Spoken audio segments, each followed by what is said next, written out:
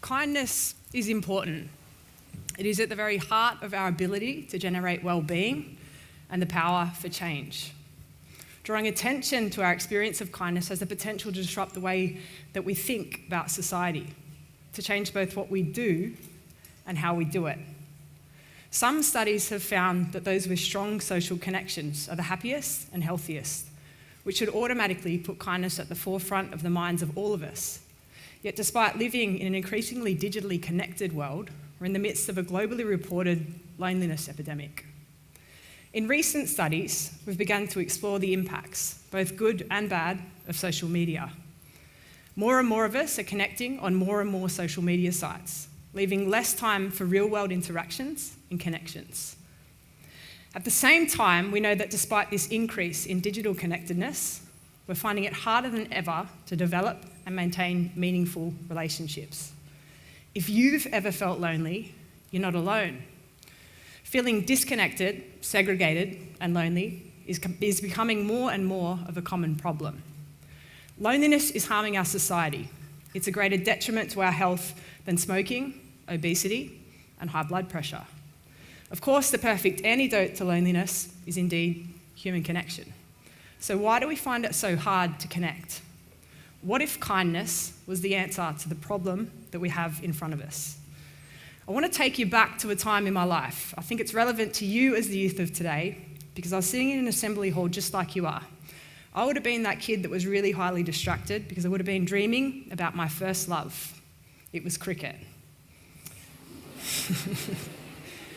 I had big dreams, you see. I wanted to represent my country. I wanted to play cricket for Australia. I had two really big problems with a goal that big and ambitious. The first is that I had no idea there was an Australian women's team, which would have presented all sorts of issues, as you can imagine. The second problem that I had was that I was absolutely terrible at playing cricket. What I lacked in skill, I made up for with strong hard work, grit, and determination. See, Mum and Dad thought I was awesome, but the coaches and the selectors kept saying to me, "Kath, give up, you're never going to make it." But that taught me something, and that is that when you put your mind to something, anything's possible. Fast forward a few more years and countless hours of training and hard work, I debuted for the New South Wales Breakers, scoring 56 in a Player of the Match performance. Little did I know that my life was about to change forever in a very big way. I broke my back playing cricket 4 games into my professional career. It was very sudden and tragic. I was airlifted to the nearest hospital and I had the first of 5 completely unsuccessful surgeries. It was there that I was told that I was paralysed and that I would never ever walk again. A series of post-surgical complications saw me come within hours of having my left leg amputated. This is still it. Thankfully, it was saved. It's still attached. But it landed me in rehab as a full-time patient in 2012. My idea of connection in rehab was very different to what I'd experienced prior to arriving. Suddenly, as a fit 23-year-old who'd only ever really cared about cricket, here I was surrounded by the elderly, and my best friends became these two. The guy on the left was an 85-year-old war veteran by the name of Attila. He had bullet holes in his back and he showed them to me almost on a daily basis. The woman on the right was Daisy. Her name wasn't actually Daisy. I called her Daisy because she called me Alice. She had suffered from dementia and actually thought that I was her granddaughter who was of a similar age to me. Rather than shying away from her, she became my best mate in rehab for the next 12 months. What both of these people taught me is that connection should have no age barrier. They also taught me about the power of perspective, which I've learned is one of the most powerful ingredients to finding and maintaining human connection. In order for connection and kindness to exist, we have to allow ourselves to be seen. We also have to allow ourselves to be vulnerable. I think the same thing applies to love. And thankfully for me, I'm lucky enough to feature in one of my most favourite love stories to date.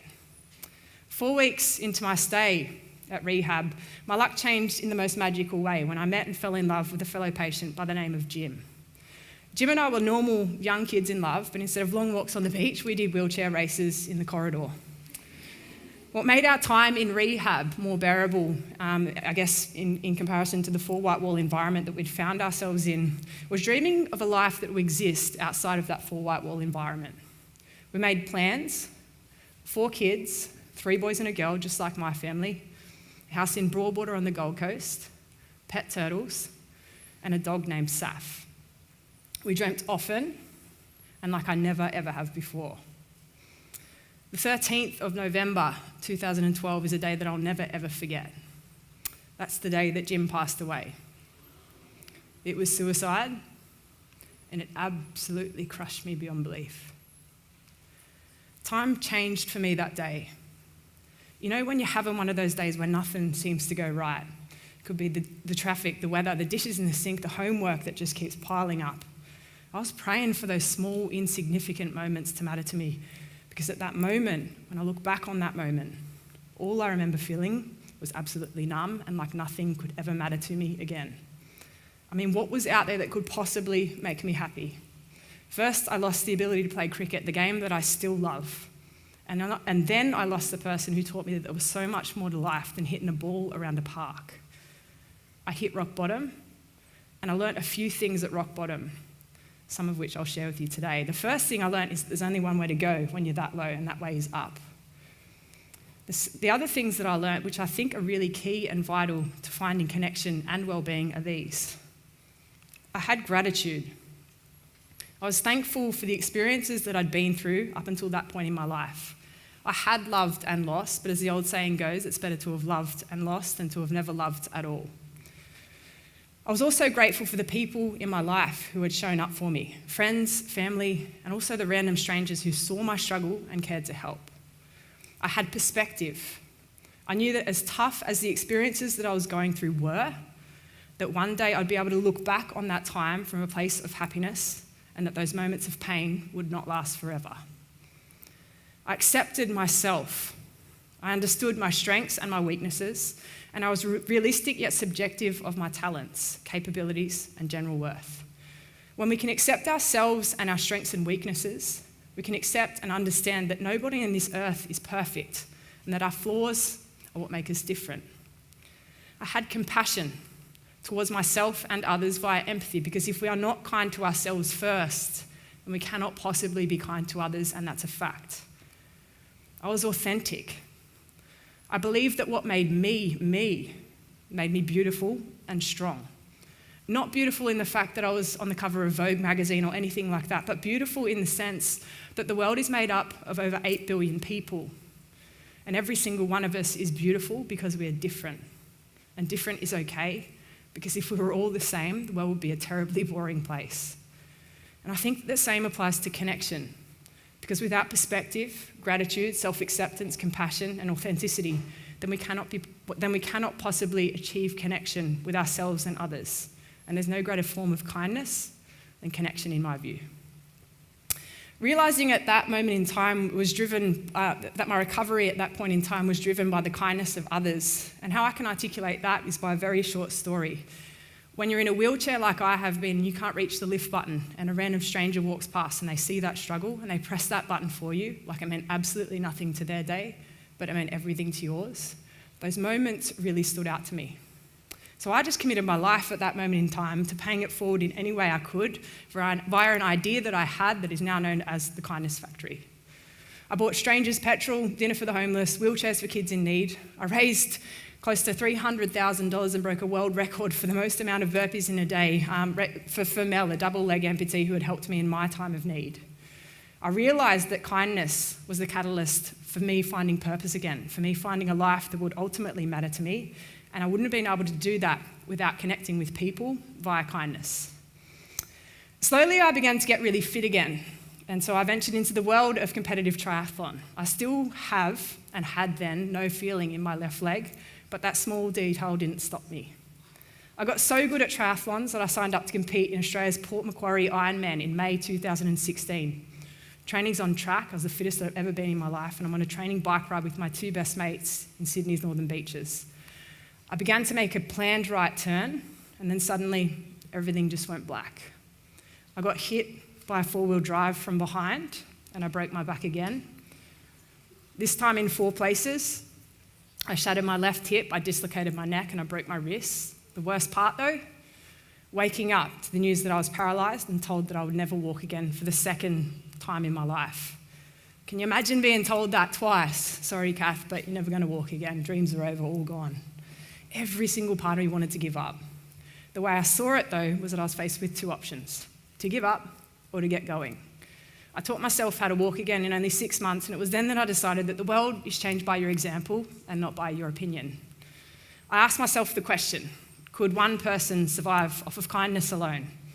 And in August 2016, I tested that theory when I set off on a journey. No cash, no credit card, no food, no water. I left my home in Sydney with nothing but the clothes on my back in the hope of proving to the world that kindness still exists. I travelled for over 2 months to every single state in Australia with over 10,000 people offering to help me. I fed the homeless and I was fed by the homeless. I stayed in boats, tents, 5-star accommodation. I learnt that the world has a habit of showing up if you ask it to, and you can in fact survive off of kindness. But the journey wasn't about me. I learnt that the journey was about something so much deeper than me and my story. The journey was about human connection, which I've learned is the energy that exists between people when they feel seen, heard, and valued, and when they can give and receive without judgment. I came back and my inboxes were flooded from people all over the world sharing with me their acts of kindness. So I flipped the website, which at that point in time was about me, and I made it all about others and set a goal to achieve 1 million acts of kindness. That was all I ever wanted to do. As I stand here today, I'm really proud to let you know that we've just clicked over 2 million acts of kindness. And every single one of those acts has been a connection held between at least 2 people and has potentially saved the lives of thousands around the world.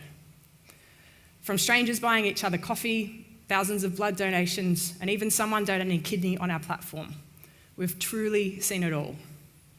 Kindness does not exist without connection, and positive human connection does not exist without kindness. My story is one that's been told many times in many countries to many different people. But there's no one more important for me to tell it to than to you guys today, as the youth of today. At Kindness Factory, we're on a mission to make the world a kinder place, and we need you, as the youth of today, to make that happen. So this is your open invitation to change the world for good via a generational shift at the kindness curriculum.